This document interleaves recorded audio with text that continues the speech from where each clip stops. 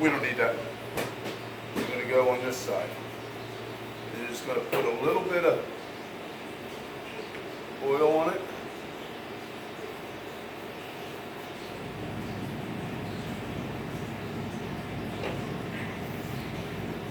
So 20 degrees, 20-degree angle, same angle you did your honing with the steel, okay?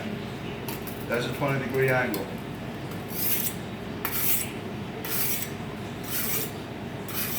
See how it's the whole length of the blade on that angle.